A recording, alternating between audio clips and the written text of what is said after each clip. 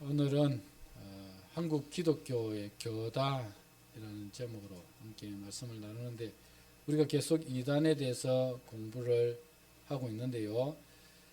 이단을 공부하기 위해서는 또 우리 바른 교회들도 알아야 합니다. 그래서 오늘 우리 교단과 또 이단에 대해서 다 하려고 한번 준비를 해보니까 분량이 너무 많아요.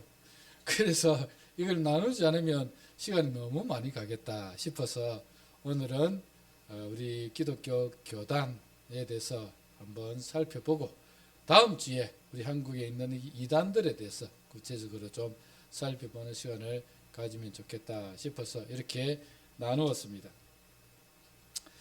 우리가 지금 계속해서 이단에 대해서 살펴보고 있는데 잠시만 한번 복습을 하겠습니다. 제일 먼저 우리가 살펴본 것이 성경에 나오는 이단들에 대해서 살펴보았습니다. 성경에 나오는 이단은 크게 두 가지로 살펴보았는데요. 첫 번째는 뭡니까? 유대 할례주의자들. 유대 할례주의자들의 주장이 무엇입니까? 육체의 표시, 아브라함의 표시인 할례를 받아야 구원을 받는다. 또 하나는 모세의 율법을 지켜야 구원을 받는다. 행함으로 구원을 얻는다는 것이었습니다. 여기에 대해서 예루살렘 교회가 결정을 어떻게 내렸습니까? 이방인들에게 무거운 짐을 지어서는 안 된다. 그리고 사도 바울은 이 할례는 육체에 행하는 것이 아니라 마음에 행해야 된다. 마음을 베어서, 그래서 우리가 거듭난 삶을 살아야지 육체의 표시를 가지고서는 구원을 얻는 것이 아니다. 그리고 구원은 우리의 행함으로 얻는 것이 아니라 전적인 하나님의 은혜이다 라는 것을 우리에게 말씀하고 있습니다. 두 번째 성경에 나온 이단은 무엇이었습니까? 그노시스라고 하는 영지주의. 영지주의가 성경에 곳곳에 등장합니다. 이 영지주의가 그때 당시에 굉장하게 교회를 어지럽혔던 이단 중에 하나였습니다. 영지주의는 인간의 영혼 혹은 영과 혼이 굉장히 존귀하다고 생각을 했고, 반대로 육체는 아주 천한 것으로 여겼습니다. 이 굉장한 이원론 사상이 있기 때문에 육체에 빠져 있는 사람은 이 암, 지식 이런 것들을 깨달을 수 없다는 것입니다. 육체 가운데 빠져 있기 때문에 영적인 사람과 또 정신적인 사람은 그것을 충분히 깨닫고 이해할 수 있지만, 육체적인 사람, 육체에 빠진 사람은 이해할 수 없다고 생각했습니다. 그래서 육체는 매우 하찮은 것으로 생각했습니다. 그래서 예수님께서 인간의 육체를 입고 오실 수가 없다. 어떻게 그 존귀하신 그분이, 거룩하신 그분이 인간의 육체를 입고 오시겠는가? 그래서 성육신을 부인했습니다. 육체로 오심을 부인했습니다. 그뿐만 아니라 거기에서 발전된 쾌락주의자들은 영과 혼이 구원을 얻었다면 육체, 이것은 어떤 삶을 살아도 우리의 구원은 취소되지 않는다.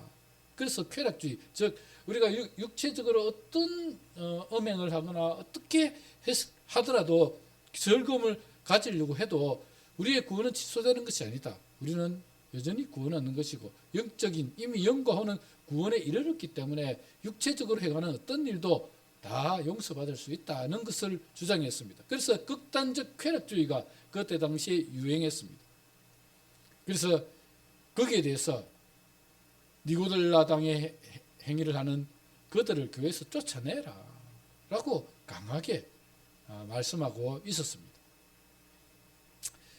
이렇게 성경에 등장하는 이단들은 크게 이 유대 할례주의와 그리고 영지주의, 이들이 등장했습니다. 그리고 지난 시간에는 우리가 교부 시대와 그리고 중세 시대의 그 이단들에 대해서 좀 살펴보았습니다. 이렇게 교회 성경에 나오는 시대가, 즉 사도들의 시대가 끝나고 난 이후에 한 250년 동안의 긴 박해의 기간이 있었습니다. 그 긴 박해의 기간에는 이단들이 설칠 수도 없었고 이단들이 많이 활동할 수도 없었습니다. 박해가 심했기 때문에 오히려 믿는 사람들은 믿음을 지키기 위해서 얼마나 많이 노력했는지 모릅니다. 심지어는 목숨까지도 내어놓아야 할 상황이었고, 그래서 순교자들도 굉장히 많이 배출이 되었고, 또 그뿐만 아니라 가옥을, 집을 빼앗기기도 하고 재산을 빼앗기는 사람들도 있었고, 또 돌미에 유리한 사람들도 많이 있었습니다. 오직 믿음을 지키기 위해서. 그렇게 박해의 시대가 지나고 나니까 이제는 진리에 대해서 바로 세워야 할 시기가 되었죠. 그래서 이 예수 그리스도에 대한, 예수님의 신성, 인성에 대한 논란이 계속되었죠. 예를 들면 아리우스라고 하는 사람은 유사 본질이라고 주장을 했습니다. 예수님과 하나님은 동일한 것이 아니라, 동일 본질이 아니라 유사 본질, 비슷하지만 예수님과 하나님은 다르다. 유사 본질이었습니다. 그래서 예수님의 하나님 자체가 아니라 그분은 피조된 어떤 천사와 같은 존재였다라고 그렇게 주장을 했습니다. 그게 아리우스의 주장이었습니다. 그래서 긴 토론을 하죠. 논의를 합니다. 유사 본질이냐 동일 본질이냐를 가지고 한 1년 넘게 논의를 합니다. 그래서 결론이 동일 본질이다. 하나님과 예수님은 동일하신 분이시다. 예수 그리스도 그분도 본래 하나님이셨다. 육체를 입고 오셨을 뿐이다. 그래서 아리우스를 이단으로 정죄하고 유배를 보내게 되죠. 이런 예수 그리스도에 대한 어떤 교리, 그런 것들을 확립하기 위해서 교부 시대는 굉장히 많이 노력을 했고, 그런 토의들이 굉장히 많이 있었습니다. 그러나 그런 이단들만 있었던 것이 아니라 또 다른 이단들도 있다고 말씀을 드렸죠. 예를 들면 도나투스파라고 하는 이 이단은 박해 기간 동안에 배교자들이 있었습니다. 그러니까 박해가 심하니까 예수 믿으면 죽인다고 하니까 예수를 믿지 않겠다라고 배교한 사람들이 있었습니다. 그 세 가지로 나눈다고 했죠. 순교자가 있고 고백자가 있고 배교자가 있다고 말씀을 드렸습니다. 순교자는 그야말로 나는 예수님 믿겠다고 고백해서 순교를 당한 사람들입니다. 죽은 사람들입니다. 고백자는 끝까지 나는 예수님 부인하지 않겠다. 예수님 믿겠다. 죽지는 않았지만, 순교당하지는 않았지만 끝까지 고백한 사람들 고백자라고 했고, 배교자는 박해를 이기지 못하고 그래 나 예수 안 믿겠다라고 했던, 예수님 부인했던 사람들을 배교자라고 했습니다. 그런데 끝까지 예수를 믿겠다고 했던 고백자들 가운데 이제는 박해가 끝나고 나니까 배교자들은 교회에서 출교해야 된다. 집으로 예수를 믿지 않겠다고 했는데 교회에 둘 수는 없다.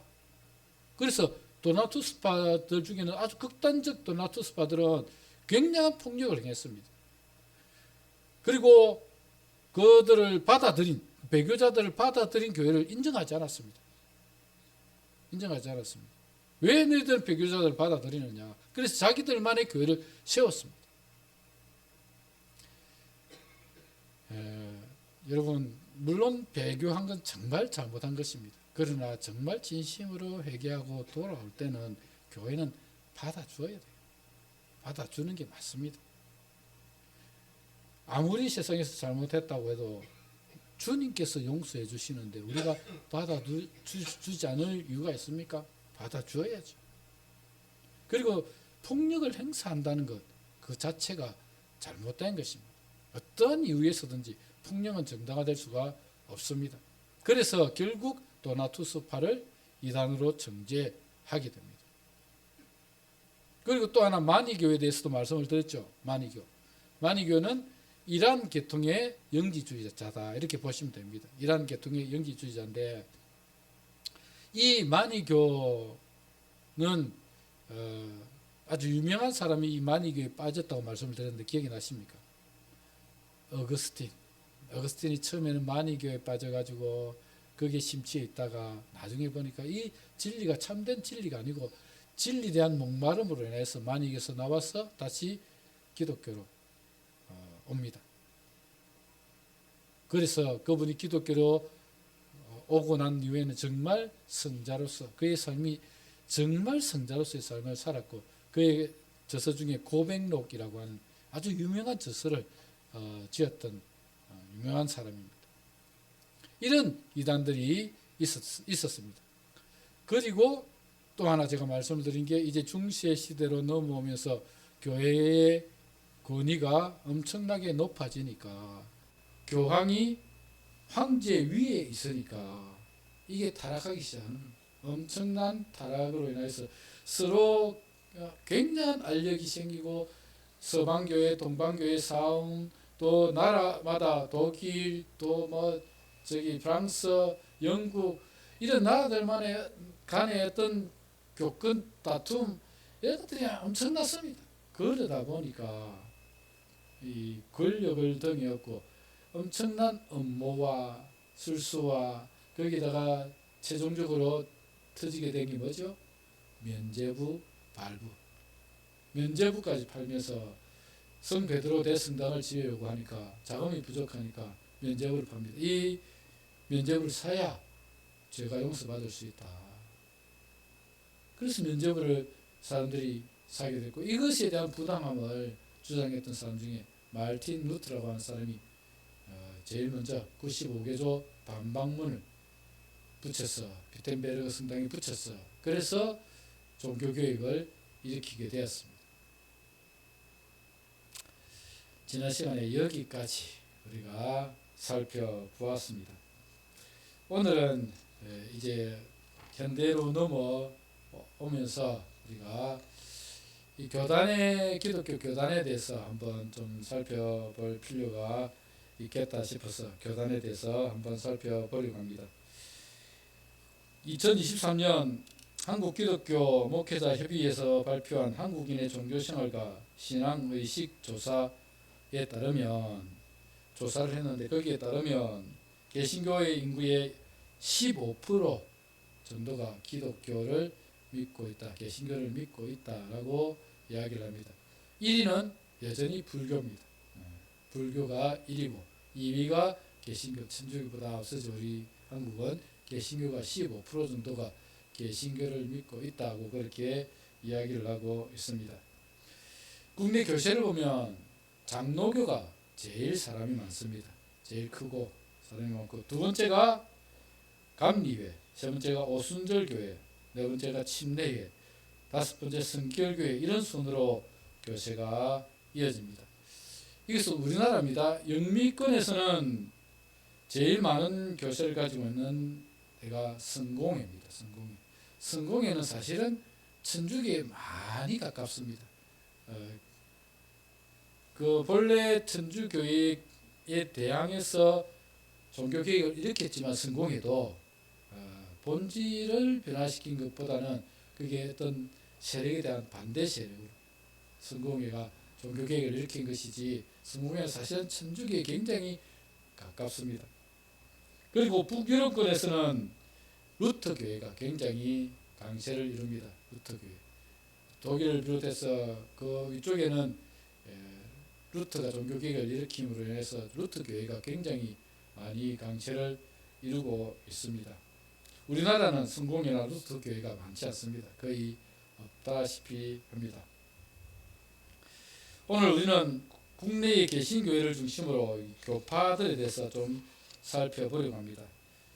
먼저 개신교가 생겨난 배경은 여러분 다 잘 아시죠? 왜 생겨났죠? 종교개혁을 통해서 개신교가 생겼습니다. 그죠? 본래는 하나였습니다. 교회가 하나였습니다. 천주교라고 하는 교회가 하나였는데 그 하나인 교회가 부패하니까 종교개혁을 일으키게 되었고 종교개혁을 일으킬 때 그 천주교회가 이들을 향해서 뭐라고 이야기했는가 하면 프로테스탄트다. 프로테스탄트가 뭡니까? 프로테스탄트는 저항하는 사람들, 교회에 저항하는 사람들이다. 그래서 프로테스탄트라고 그렇게 불렀습니다.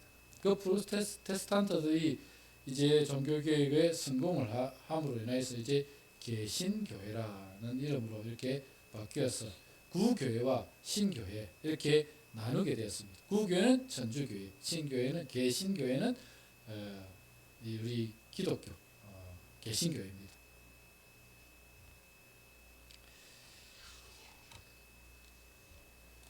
이렇게 개신교회로 나누어졌는데 그 개신교회 가운데도 여러 교파들이 있습니다.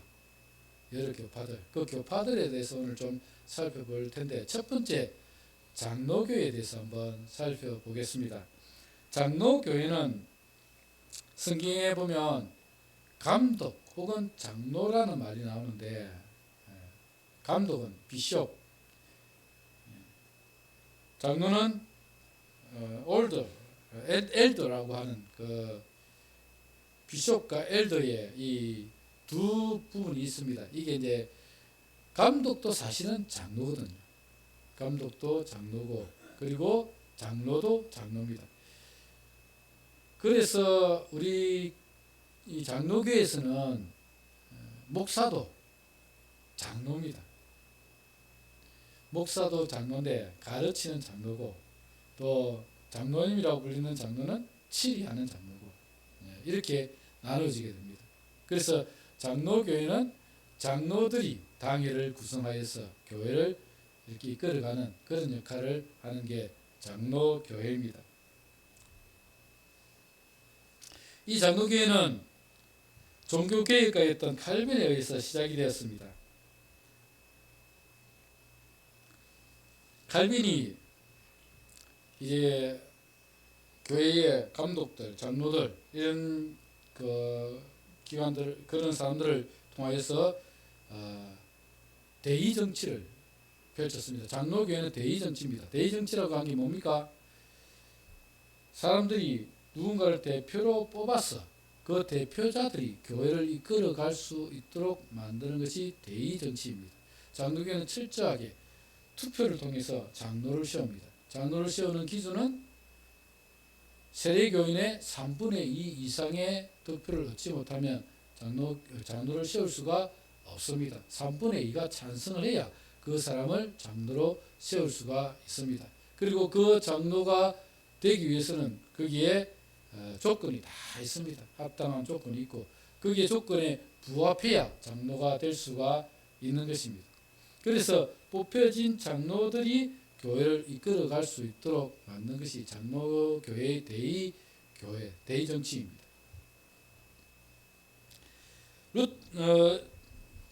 칼빈이 이 대의정치를 주장했고 그래서 장로교회를 시작을 했다고 보게 됩니다. 그리고 이 장로교회는 16세기 중엽에 점차 발전을 해서 지금의 장로교회 제도가 그렇게 마련이 되었습니다. 여기서 잠깐 종교개혁을 일으켰던 제일 처음 사람이 누구죠? 루터였죠. 루터와 이 칼빈은 조금 성향이 다릅니다. 이걸 이해를 하셔야 돼요. 루터는 종교개혁을 일으켰지만 루터는 여러분 다 잘 아시는 대로 사제였지 않습니까? 사제였기 때문에 루터는 이 천주교회 자체가 변화되기를 원했습니다. 교회를 다른 걸 만들려고 한 것이 아니라 자체가 변화되기를 원했습니다. 그래서 이 부당한 것들을 계속 지적하면서 이것을 고쳐가야 된다. 이것을 고쳐가야 된다. 그래서 이렇게 천주교회 자체가 변화되어서 새롭게 되기를 원했기 때문에 그런 쪽으로 계속 방향을 이끌어가면서 종교개혁을 일으켰습니다. 그래서 여러분 루터 교회 가보면 천주교회하고 의식이 거의 비슷해요. 종교개혁을 일으켰지만 루터 교회는 천주교회와 거의 비슷하게 이렇게 하고 있습니다. 그런데 칼빈은 완전한 개혁을 일으켰습니다. 아예 다른 종교가 될 정도로 그렇게 했습니다. 칼빈은 오직 하나님, 살아계신 하나님만 참신이다. 그 외에 모든 모든 그림들은 우상에 불과하다라고 했습니다. 그래서 칼빈을 따르는 사람들의 교회들은 칼빈주의를 채택한 교회들은 모든 교회 안에 있는 상들을 다 없앴습니다. 교회 안에 옛날에는 다 그림을 다 그려가지고 교회 안에 이렇게 성화들이 그려져 있었고 또 이렇게 많은 마리아상 또 예수님상 십자가 아주 화려하게 꾸몄지 않습니까? 다 하나없이 했습니다. 칼빈은 그림 그려진 거 다 색칠 다 했습니다. 완전 색칠 다 했어. 그래서 칼빈주의를 따르는 교회가 보면 그런 게 남아있는 유물이 없어요. 제가 종교개혁지 탐방을 가서 이 교회는 그렇게 칼빈주의를 따르는 교회였기 때문에 여기 본래는 그림들이 다 그려져 있는데 색칠을 싹 해가지고 하나도 없다. 그렇습니다. 지금도 우리는 칼빈주의, 우리 장로교회는 칼빈주의를 따릅니다. 칼빈주의를 따르기 때문에 교회는 십자가도 두지 않습니다. 밖에는 이제 표시이기 때문에 교회 표시이기 때문에 두지만 안에는 십자가도 두지 않습니다. 왜? 하나님은 예수님은 살아계신 분이기 때문에 그림으로 그 그림을 숨기는 게 아니고 상을 숨기는 게 아니고 십자가를 숨기는 게 아니다. 살아계신 하나님께 예배드리는 것이고 살아계신 하나님을 섬기는 것이다 라고 하기 때문에 교회 안에 아무것도 두지 않습니다. 그래서 루트 교회와 이 칼빈주의를 따르는 개혁교회는 많이 좀 차이가 납니다. 엄청난 차이가 납니다. 종교개혁을 거의 같은 시대에 일으켰지만 굉장한 차이가 있습니다.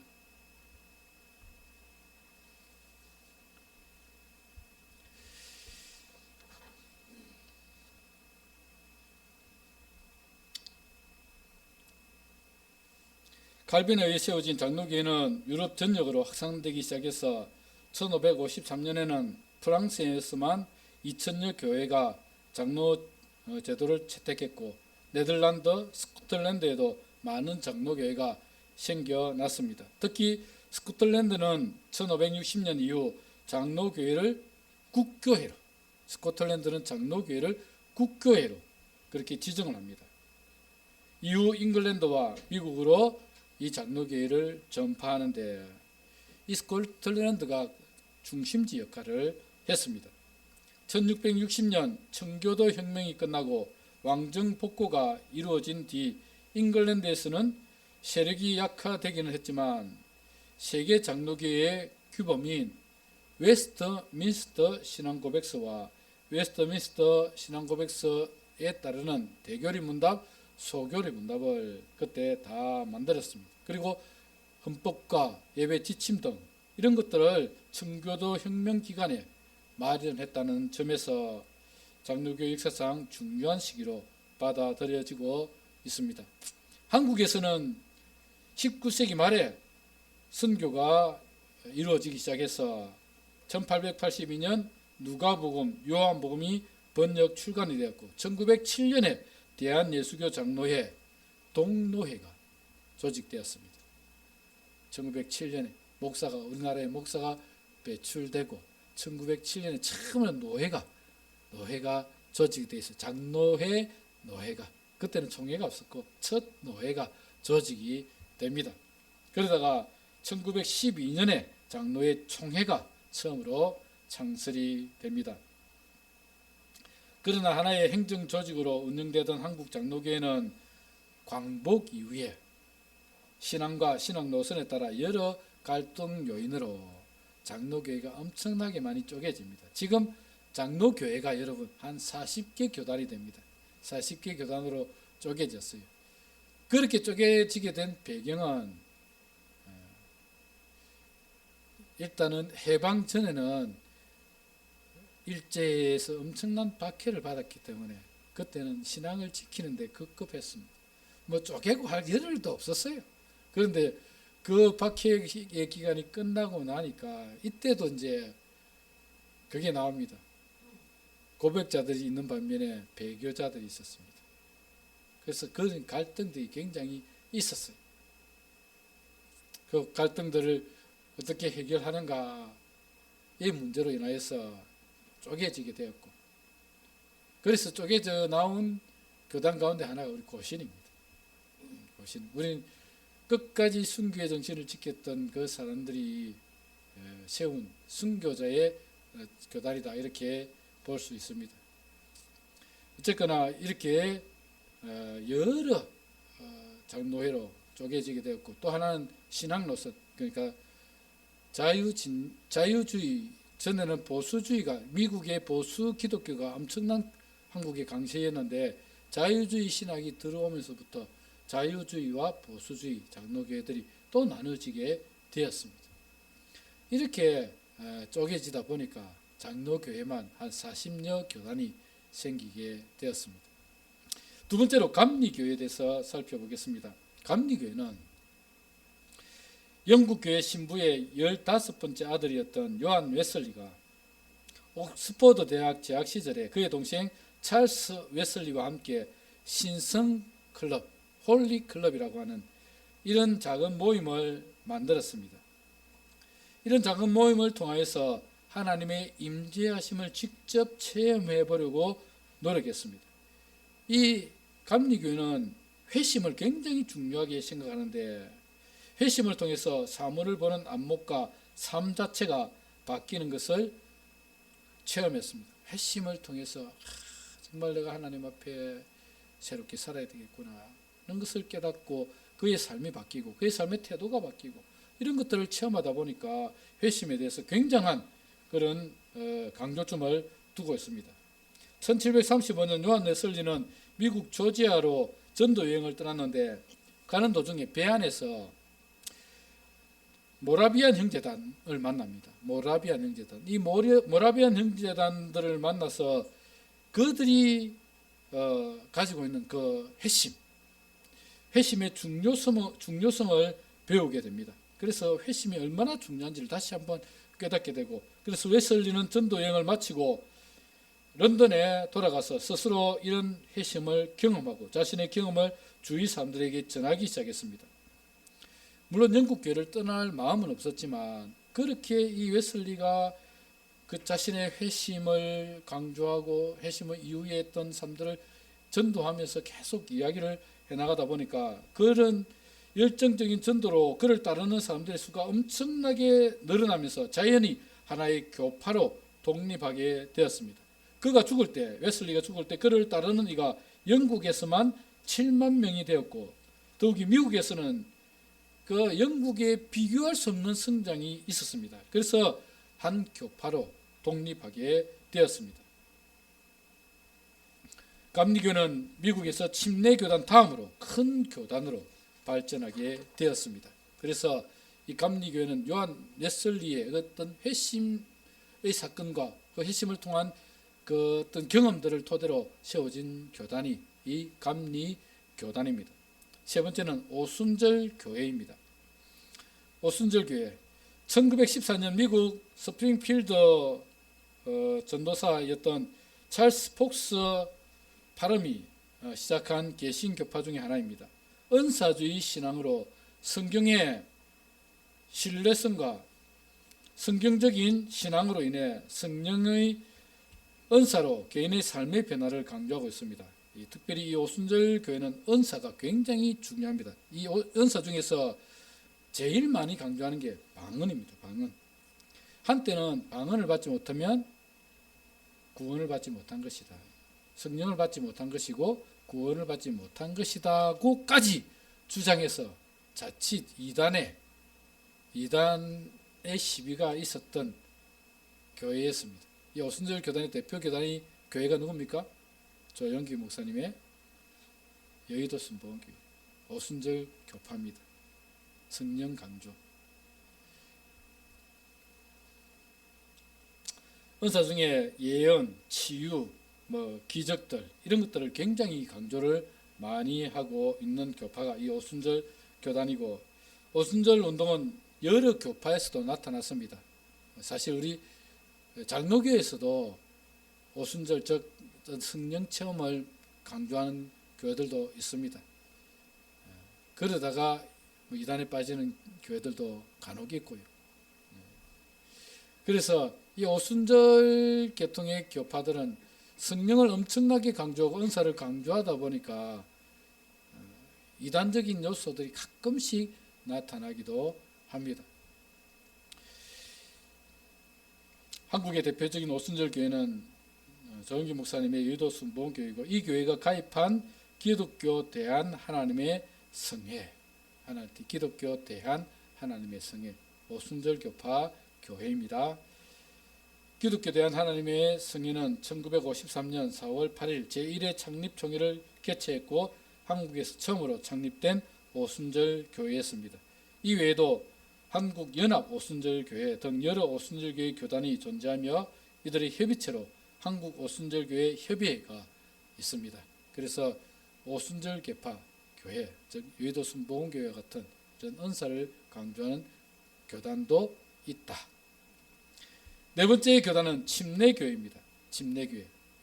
청교도 혁명 전에 네덜란드로 간 분리주의 청교도 중 일부는 암스테르담에서 정착해 살았는데 지도자 존 스미스는 옆에 살던 제세르파 메노나이트 교인들의 영향을 받고 성경에는 영아 세례가 없다는 것을 발견하고 스스로 성경대로 물에 잠기는 침례를 받고 교인 전원에게 그렇게 침례를 주었습니다. 성경에는 영아 세례, 유아 세례, 우리가 유아 세례라고 하는 영아 세례가 없죠? 없습니다. 성경에는 없는데, 그런데 왜 영아 세례를 주느냐? 유아 세례를 왜 주느냐? 우리는 언약의 자녀이기 때문에 어릴 때부터 세례를 주었어. 그가 믿음 안에서 자랄 수 있도록 언약의 백성이기 때문에 미리 세례를 줍니다. 세례를 주지만 나중에 그가 자기 입으로 만 15세가 지난 이후에 자기 입으로 신앙 고백을 할 때 입교식을 합니다. 교회에 들어오는 입교식을 따로 합니다. 그러니까 유아 세례를, 침례교회에서는 유아 세례를 주지 않습니다. 또 하나 침례교회는 물을 뿌리는 것이 아니라 물에 잠깁니다. 침례교회 세례는 강에서 하든지 아니면 큰 욕조를 갖다 놓습니다. 교회 안에 큰 욕조를 갖다 놓고 세례 받는 사람, 그 목사님이 그 욕조 안에 들어가서 그 사람 물에 푹 잠갔다가 이렇게 시합니다. 물론 옷을 잠가도 되는, 잠겨도 되는 옷을 입고 들어가지요. 가서 푹 잠갔다가 그렇게 나옵니다. 침례교의 특징입니다. 유아 세례가 성경에 어디 있느냐? 어디 있느냐? 그리고 성경에서는 세례를 줄 때 침례를 했지 물을 이렇게 얹지 않았지 않느냐? 그렇게 주장을 합니다. 그래서 침례교회는 이런 특징들을 가지고 있고, 꼭 침례를 해야 된다, 뭘 뿌려야 된다, 우리는 그걸 주장하지 않습니다. 방법은 같습니다. 중요한 것은 잠기느냐 뿌리느냐가 아니라 그 세례를 통해서 그분이 진심으로 성령의 임재를 경험하고 거기에서 마음이 회심하는 것이 중요하지, 이 의식이 중요하지 않다고 우리는 주장을 하는 것입니다.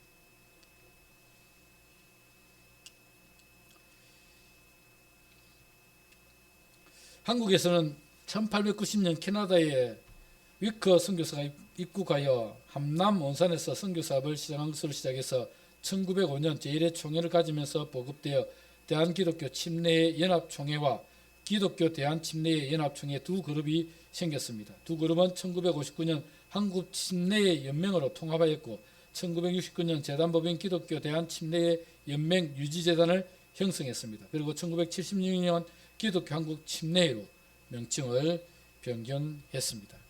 이렇게 침례교회가 있고, 다섯 번째는 성결교회입니다. 성결교회. 성결교회는 사중복음, 중생, 성결, 신유, 재림을 중요 명제로 삼고 하나님의 복음을 전파함으로써 영원 구원을 목적으로 설립했습니다. 네 가지 사중복음, 중생, 성결, 신유, 재림, 이 성결교회가 강조하는 것입니다. 강조하는 것입니다. 중생에서 성결해야 되고 신유, 재림, 이런 것들을 굉장히 강조하는 교단입니다. 일본 도쿄에 있던 동양선교회 성서학원을 졸업한 김상준, 정빈 두 사람이 1907년 동양선교회 선교사 가오만 부부와 길보른의 도움으로 서울 종로 연북에 동양선교회 복음 전도관을 설립한 것이 시초였습니다. 1911년 성서학원, 지금의 서울신학교입니다. 서울신학대학교를 설립했고 1921년에는 기독교 동양선교회 성결교회로 명칭을 변경했고 이듬해 기관지 활천을 발간했습니다. 그 이후에 유지재단 설립, 총회 조직 등 교세 확장에 힘써다가 제2차 세계대전이 발발하자 구세군과 더불어서 다른 교단보다도 심하게 탄압을 받아 강제 해산되었으며 많은 교역자와 신도가 순교하거나 추방당하는 등 큰 굉장한 박해를 받았던 교단 중에 하나가 바로 이 성결교단입니다. 구세군과 함께 이 성결교단이 엄청난 박해를 받았습니다. 8.15 광복 후에 재건되어서 1949년 지금의 명칭으로 변경되었다. 다시 6.25 전쟁으로 많은 목사님이 납북되는 등 남다른 순환을 겪었습니다. 1951년 미국에 본부를 둔 동양선교회 주한 선교부가 활동을 개시하였고 1957년에는 창립 50주년을 맞이하여 기념관을 설립하는 등 많은 기념 사업을 펼쳤습니다. 1961년에는 연합기관 한국기독교 교회협의회에서의 탈퇴 문제로 일시 교단이 분열되었으나 1965년에 다시 합동을 이룩하여 교세 확장에 힘썼습니다. 2001년 현재 교회 3,100여 교회, 목사수 5,010명, 교인수 62만 3,813명 정도 된다고 합니다. 장로교회는 우리 고신만 하면 우리 고신이 장로교회 중에서 세 번째 혹은 네 번째 정도 됩니다. 합동, 통합, 고신, 대신과 고신이 뭐 비슷하다 이렇게 보고 있는데 합동, 통합, 고신 이 정도 순위 됩니다. 우리 고신은 한 교회 수가 한 2,200, 300 정도 교회가 있습니다. 성도는 한 60만 명 정도 다 합쳐서 그 정도 됩니다. 장로교 중에서는 그래도 우리 고신 교단이 적은 교단이 교파가 아니죠. 그래도 꽤 많이 성장한 교파 중에 하나가 고신입니다. 마지막 여섯 번째는 구세군에 대해서 좀 살펴보려고 합니다. 구세군 하면 제일 먼저 생각나는 게 뭡니까? 크리스마스 때 사랑의 냄비, 그 빨간 냄비 달아놓고 거기에 성탄절마다 모금을 하고 있습니다. 모금을 해서 가난한 사람들, 어려운 사람들 돕기 위해서 모금하는 사람들이 구세군입니다. 구세군의 해외 선교는 1880년부터 시작되어 유럽 여러 나라와 캐나다, 미국 등에 전파되었고 동양에서는 1895년 처음으로 일본에 전파되었습니다. 한국의 구세군이 전파된 것은 1907년 구세군 창립자인 윌리엄 뿌더 대장의 일본 순회 집회 때 참석했던 조선 유학생의 요청에 따라서 1908년 10월에 정령 허가두 사관에 의해서 한국 선교가 시작하게 되었습니다. 일본에 먼저 구세군이 전파되었고 그때 창시자 윌리엄 뿌더 대장이 일본 순회를 하고 있었는데 한국에서도 거기에 참가를 했습니다. 그런데 참가를 한 사람들이 한국에도 구세군을 세워주면 좋겠다 요청을 해서 그래서 1908년 10월에 정령 허가두 사관에 의해서 한국 선교가 시작하게 되었습니다. 당시의 시대적 상황으로 나라를 잃은 민중들에게 제복과 군사적 용어를 사용하는 구세군은 상당한 관심을 불러일으키며 급속한 발전을 하게 되었고 1908년 11월 20일에 한국 구세군의 첫 번째 교회인 서울 제1령 서대문 영문에 있는 제1령이 당주동에 개영하게 되었습니다. 그 이후 비약적인 발전을 거듭하여 초대 한국 사령관인 허가두 정령의 8년간 재임 기간 동안 사관 87명, 교인 2,753명, 영문 78개소를 개소하였습니다. 1909년부터 무소선교로 구세군부를 발행하였으며 절제호라는 특집호를 발행하여 금주, 금년에 절제운동을 시작했습니다. 이 구세군은 철저하게 금주, 금년, 담배, 술 못하게, 엄청나게 못하게 강조를 하고 있습니다. 우리 고신도 처음에는 엄청나게 강조를 했습니다. 이거. 금주, 금년 못하게 엄청나게 강조를 했는데 요즘은 많이 완화가 되었죠. 많이 완화가 되었는데도 불구하고 안 하는 게 좋습니다. 뭐 술 먹는다고 지옥 안 간다 뭐 이 정도까지는 우리가 훌륭하지만 처음에는 술 먹으면 지옥 간다고 말할 정도로 고신도 엄청나게 강조를 많이 했습니다. 그런데 지금 많이 완화가 됐지만 안 묻는 게 엄청난 덕입니다. 나에게도 덕이 되고 교회도 덕이 되고 사람들에게도 덕이 되고 안 먹고 안 피는 게 좋습니다. 이 구세군은 그렇게 금년뿐만 아니라 다른 사람을 돕기 위해서 목 운동을 계속 해왔고, 그래서 특별히 이 구세군이 했던 일들 가운데서 윤락 여성들을 돕기 위해서 1926년에 여자관 교육사업인 여자관 학교를 설립했고, 1927년 천재지변의 구호를 실시하는 기흥국 구호를 시작하는 등 선교에 못지않게 사회사업에도 활발한 활동을 펼쳤습니다. 한편 1928년부터는 사회적으로 혼란하고 어려운 시기에 자선 냄비 운동이 시작되어 범국민 사랑 심기 운동을 펼쳐서 오늘에 이르게 되었습니다.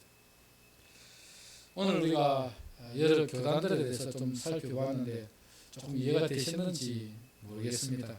우리가 한 번쯤은 이런 교단들도 공부할 필요가 있겠다 싶습니다. 한 번쯤은 교단들도 공부를 할 필요가 있고, 그래서 오늘 여러 교단들에 대해서 살펴보았고, 사실 이 교단들 가운데서 떨어져 나온 이단들이 굉장히 많습니다. 다음 주에 한번 그 이단들에 대해서 우리가 조금 살펴보려고 합니다. 오늘은 여기까지 하도록 하겠습니다. 함께 기도합시다. 기도할 때 하나님,